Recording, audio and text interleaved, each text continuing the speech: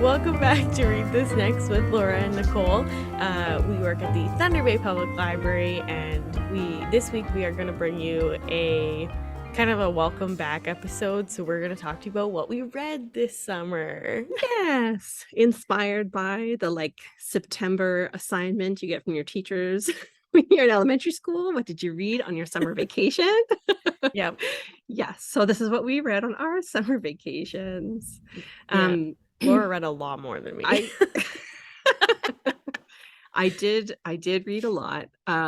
This is true, but I was also careful with my picks and picked only the best. So everything on here is a 4 or 5 star recommendation. Wow. That's high praise from Laura, as we all know. It is. Yeah. Okay. Am I going to start us off? Yeah, I think so. I think it's you for 2, and then me, and then you 2, and then me, and then you again. All right. We even it out. Okay. So I read a lot of thrillers and suspense in general, is what I have found when I look at my genres after the entire year. So a lot of these are in that area. And I kind of read a bunch of books that fell into that. It's almost like domestic relationship thrillers where it's do you really know your husband as well as you think you know him? And then the answer most of the time is no. Like the kind of Gone Girls of the book very genre. Much so. Yes, very much so. So this first one is a book called The Breakdown by B.A. Paris.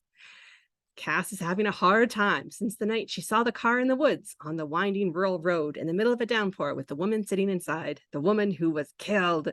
She's been trying to put the crime out of her mind. After all, what could she have done, really?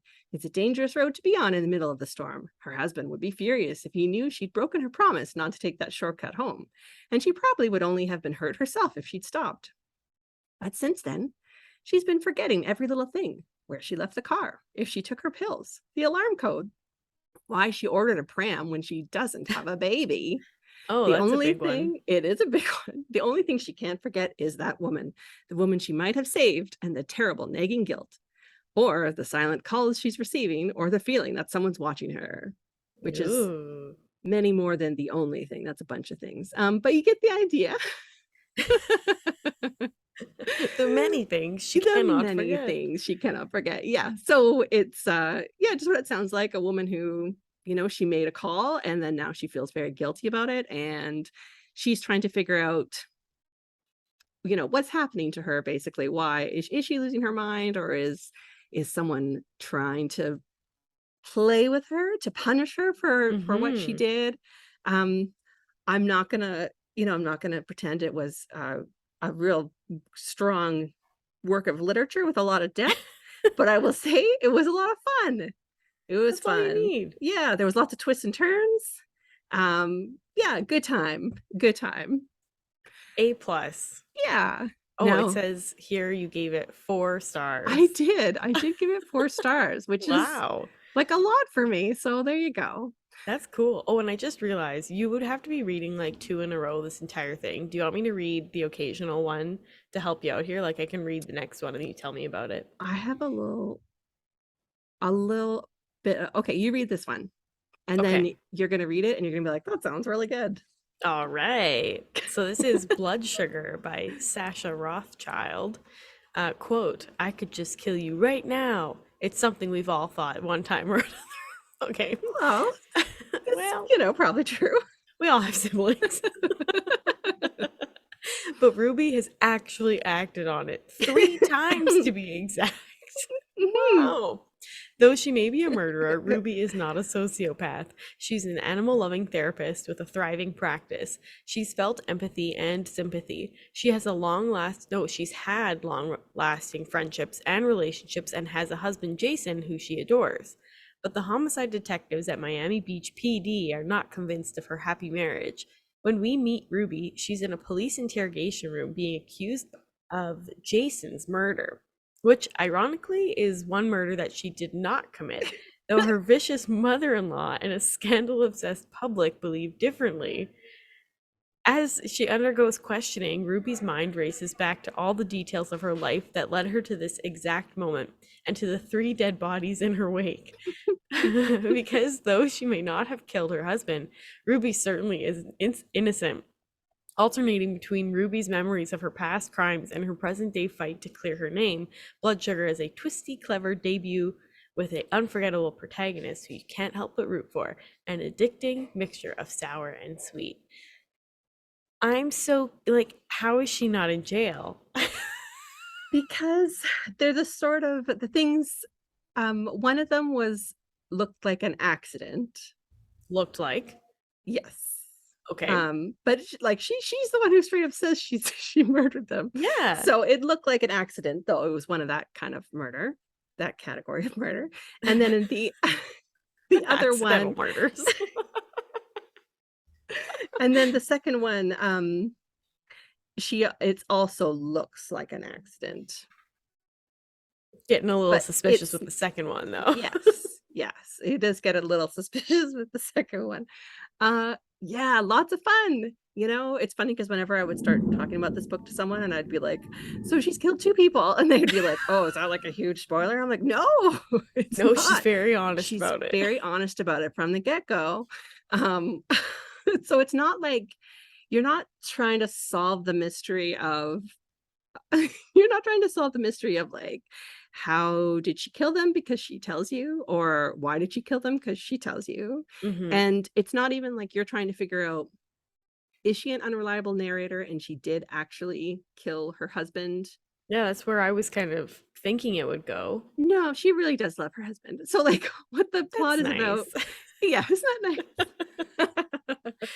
The plot itself is actually just following her, like, how is she going to escape this situation? Interesting. Yeah.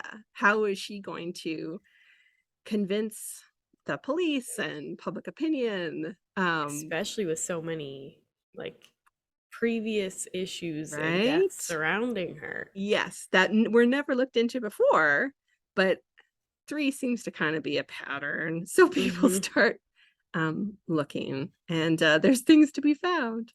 Ooh, Yeah. it sounds Yes. very good. It is good. It's fun. She's like unrepentant murderer. Like, yeah. Oh no, sorry. She'd already killed three people. Right? Isn't it three? Yeah, like two. What do they say? One is nothing. Two is a coincidence, and three is a pattern. Yes. Four, her husband dying around her. They're like, no, no, no, serial Yes. killer. Yes. But yeah, her reasons, like the reason for the first one, which was when she was a child, is because it's an older child who's like tormenting her sibling. Ah, So you kind of are like, justified. maybe. Yeah. And then Mm. you just kind of get into it with her. And then by the time she's talking about like her later victims, you're like, You're like, well, maybe that sounds legit. I don't know. it's just who she is. It's just who she is. Yeah. Uh, Anyway, good time. I feel like the cover is a little bit, it doesn't really represent the story. I don't know what would be better, but it kind of just looks like Miami color. Like they're like, it's in Miami, you it know? does. It's much more to me. It was a really fun one to read after reading a bunch of those like domestic thrillers, Hmm. because it has some real similarities in scope, right? Like really looking at this relationship between the husband and wife, which is what a lot of those other kind of books are focused on too. But obviously very different in what's happening there. Yeah, that's a cool way to So look at it. yeah, recommended. Yeah. Recommended. Okay, well, talking about, I also read the two books that I read this summer. One was a thriller by Kelly Armstrong, a well-known fave of Nicole Corso. Indeed. So this is the seventh book in the Rockton series. It won't really give much away, except like I guess like some minor spoilers, but it's basically they live in this town that is built for people who are, well, it was originally intended to be for people who are like running from bad things that have happened to them, and like they need a place to like hide out, and it's like super secret lockdown, no like nobody can get there kind of thing. Okay. But slowly they've been finding out that the people who are getting sent there have also maybe paid their way in for doing something bad. So Oh. they legitimately will have like murderers that come to this town, and the two people that are like the main characters, Detective Casey Duncan, who also went there to run away from something, Mhm. and Sheriff, what's his name? Eric Dalton. They don't know why the people are coming to the town, but they are tasked with like taking care of it. So, in this one, they're continuing on with this, like, are they murderers? But, um, what is the where's the good part to start here? Okay. What happens basically in this one, the secret of this town is starting to come undone, and Casey and Derek, or Eric, not Derek, need to like I'll get into the description. But what happens when these secrets start to come out? The people who live there's secrets. Overnight, no one is safe. It's not a question of if your secret will come out, but when. And a lot of people don't want their secret revealed because they're legitimately there to hide from something bad that happened to them. Ooh, Casey and her boyfriend, power just flickered in my building. yeah, Yeah. it's you'll probably hear various rain sounds or thunder during this edit. Yes, there is a big storm happening. Sorry, carry on. Yeah, fingers crossed we don't lose power. Yes. Yeah, Casey and her and Eric need to find the culprit while protecting those who've been thrust into the spotlight. For a place built on privacy and new beginnings, Rockton isn't handling these revelations very well. People are turning on one another, and when one of the loudest complainers turns up barely alive, it's clear that their trickster is actually a murderer. The threat of exposure is reaching its breaking point, and no one knows what's going to happen next. But basically, it's like a detective story in a small town in the middle of the wilderness. It's really good. Kelly Sure. Armstrong's great. If you like her, you're gonna like this one too. As simple as that. Is this like wrapping things up if the secrets are coming out about this town? It's more like the secret, like someone in the town, and this is like the first chapter, someone in the town is revealing other residents' secrets, and like Yeah. some of them are pretty bad, and they're like they're still good people, like just bad things happen, bad circumstances, and then everyone's like, Sure. this person's horrible. So, Hmm. but I feel like this one could be the last one in the series. So if you're interested in reading it, now's the time because they're all out. That's the time. Yeah. Yes, you can read through a whole bunch. Hmm. Okay. Now, my next one. Oh, this was really good. Great cover. All right. And it's just for fun. It's another apocalypse. Mm. And it's another mysterious disease apocalypse, Okay. which certainly we've talked about these types of books before. And as I've said before, they're often, no matter how many of these I read, they often seem to manage to find like a new angle.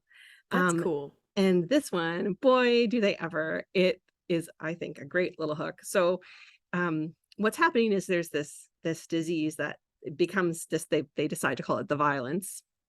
It's not very creative, but okay. It's very descriptive.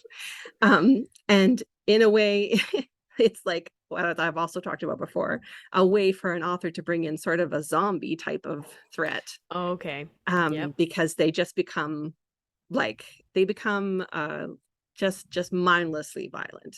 Mm. Um, and and they have a specific drive where they're trying to attack like one person in particular, and then whether they either succeed in that or they're removed from the situation or kept somewhere else, and then they recover and they seem normal and they don't even remember what happened. Oh. Yes. What? So um anyway, so our main character is a woman who's been abused by her husband for years, and like physically abused and also like emotionally and just controlling, and she sees an opportunity when she hears about this. Oh. Oh. And what she does is she like purposefully goads her husband. Like he's always been abusive and terrible, but she goads him to kind of go to an extreme that he's never gone before. So that because when people have the violence, it's like a certain level of violence. So she needs to push it up so he approaches that level. Yeah. And then like locks herself in the bedroom and calls the crisis line and is like, oh no, my husband has the violence. You need to come and quarantine him and take him away. Good for her. Wow. Good for her. It is it's very satisfying. Oh boy. Like, yeah, I mean, tough call, obviously. I thought she was gonna pretend to have the violence. No, she's smarter than that. Yeah. She got him taken away and locked up because it's very early when this disease has started to come out, so they don't really know how to handle it or anything, and so they're just taking people and quarantining them. And she's like, "Well, perfect timing. problem solved for now." But then, of course, it's not really problem solved. There's still this ongoing violent epidemic. She's 2 children in the story, and she she also has to worry that they're going to realize that her husband didn't actually have the violence and that he'll be released. He has lots of powerful friends in the community, and so she's like, that could happen at any time. Need to be careful.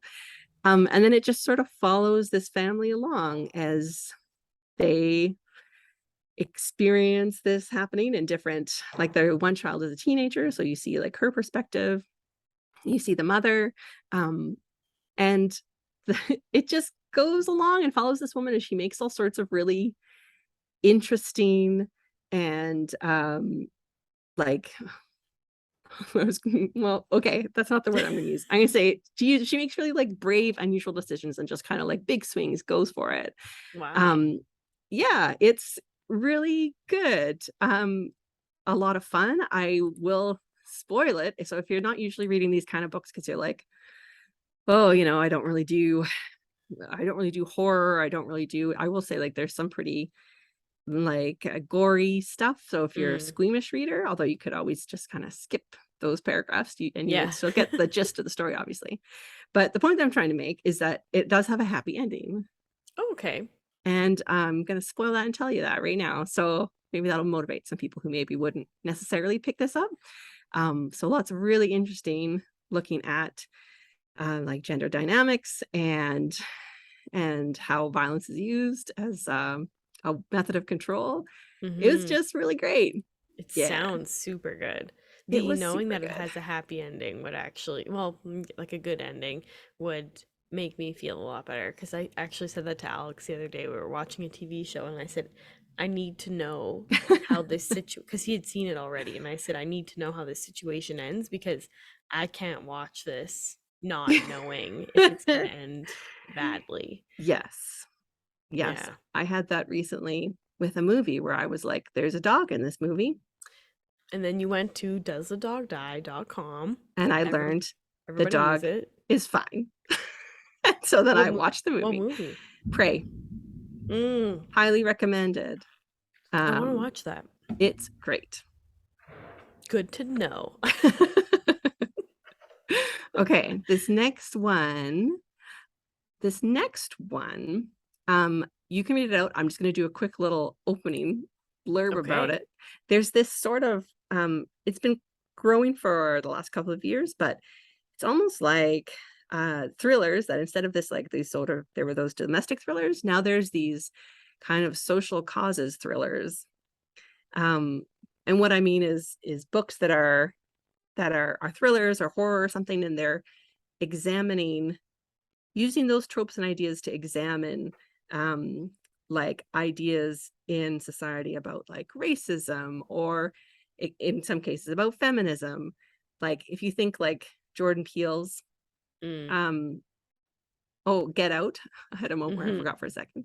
That sort of thing, where it's kind of interrogating, using tropes from something that's familiar, and then specifically looking at these kind of themes. And so I've read a couple of these. I'd call like the violence was that kind of thing, looking at the women's roles in feminism. And then this one is that type of book too, and it's another horror thriller. And it is very much looking at at racism, but also at social class, like class mobility. It's quite good if you want to read the description. Okay. I will read you all the description. Okay. This is Cherish Farrah by Bethany C. Morrow. 17-year-old Farrah Turner is one of two black girls in her country club community and the only one with black parents. Her best friend, Cherish Whitman, adopted by a white wealthy family, is something Farrah likes to call a WGS, white girl spoiled. With Brienne and Jerry Whitman as parents, Cherish is given the kind of adoration and coddling that even upper-class black parents can't seem to afford, and it creates a dissonance with her best friend that Farrah can exploit. When her own family is unexpectedly confronted with foreclosure, the calculating Farrah is determined to reassert the control she's convinced she's always had over her life by staying with Cherish, the only person she loves, even when she hates her. As troubled Farrah manipulates her way further into the Whitman family, the longer she stays, the more her own parents suggest that something is wrong in the Whitman house. She might trust them if they don't think something was wrong, if they didn't think that something was wrong with Farrah too. When strange things start happening at the Whitman household, debilitating illnesses, upsetting fevers, and an inexplicable tension with Cherish's hot-headed boyfriend, and a mysterious journal that seems to keep track of what is happening to Farrah, it's nothing she can't handle. But soon everything begins to unravel when the Whitmans invite Farrah closer, and it's anyone's guess as to who's really in control. Yeah. Okay. Yeah. I'm into it. Yeah, and it is very much like real suspense and trying to figure out, is Farrah just kind of like overthinking everything or is something actually going on? It's not very clear, and it's also not very clear if maybe it's just like, well, maybe it's, teenage best friendships are weird and there can be jealousies and rivalries, or is there something more serious happening? um it's quite good. The It main sounds character good. is very interesting. She is certainly an unlikable main character. Mm. Very flawed. She's vicious. Oh. I would say, in her the way that she the way that she treats other people, but the way that she judges other people Mm. in situations. It was a fun ride though, and it does really play out everything at the end. Like it's not left ambiguous. Mm. Um yeah, That's secrets are nice. revealed. I Secrets like are that. revealed. They're not just like, Yes. who knows? Maybe. Yeah, no, you know. Awesome. That sounds Yeah. good. Yeah, all of these are really good. We should have just titled this one Thrillers from the Summer. It mostly is. I did say they're mostly all just thrillers. Yeah. This next one is not a thriller. This next one is My Wreck, which is Dodge City, by Josh Trulio, and then Sarah McGee as illustrations. Um, the first snippet describes it really well. Dodge City is a YA sports comedy about making sense of a chaotic world and growing up against the insane backdrop of competitive dodgeball, told through the eyes of oddball Tomas and his teammates, which Okay, is that's fun. cute. Yeah, it's a really cute one. It was pretty short too. I read it on Cloud Library, but it's only like it's a comic, so it's only the first four in the uh Oh, sure. There'll be more volumes to run. come. Yeah. Okay. Life comes at you fast, but dodgeballs come way faster. Tomas is a teenage misfit, but when he joins the Jazz Pandas dodgeball team, he's thrown into a family of oddballs and outcasts who are willing to do whatever it takes to win the summer regional dodgeball championships. Through the season of highs, lows, and blows to the face, Tomas might finally find a place where he truly belongs and the person inside himself he didn't know he could be. So, sounds really cute. It is really cute. And it's also very inclusive. Like there's lots of different like even in the first bit that I've read, there's lots of different orientations, there's lots of different ethnicities or races, and there's even like what's the word I'm looking for? different abilities present. Like one of the characters fully speaks sign language, and it's really cute to see that the other characters also learn it to be with him. So yeah, it was a very sweet book that I read. And if you're looking for something light and something fun, I'd recommend this. Yes, don't read one of mine. No, if we'll just put a little like this is like it just for everybody else. Yeah. Yeah, I would say that some of mine are very fun, but not light. We also have yeah, they're heavy. They're heavy. Heavy emotionally. Yes. All right, and with that, I unfortunately have to wrap us up without Laura. We mentioned that there was a storm and her library lost power completely. So you just have me for the ending. So I just want to say thank you for watching this episode. We're happy to be back. We have new episodes every 2 weeks. You can find us at tbaypl on all social media platforms. And make sure to like, comment, subscribe, do all that fun stuff, or find us on podcast platforms. Just search Read This Next and follow along with us there. We have some good fun genres coming up, so check them out. Thanks. Bye.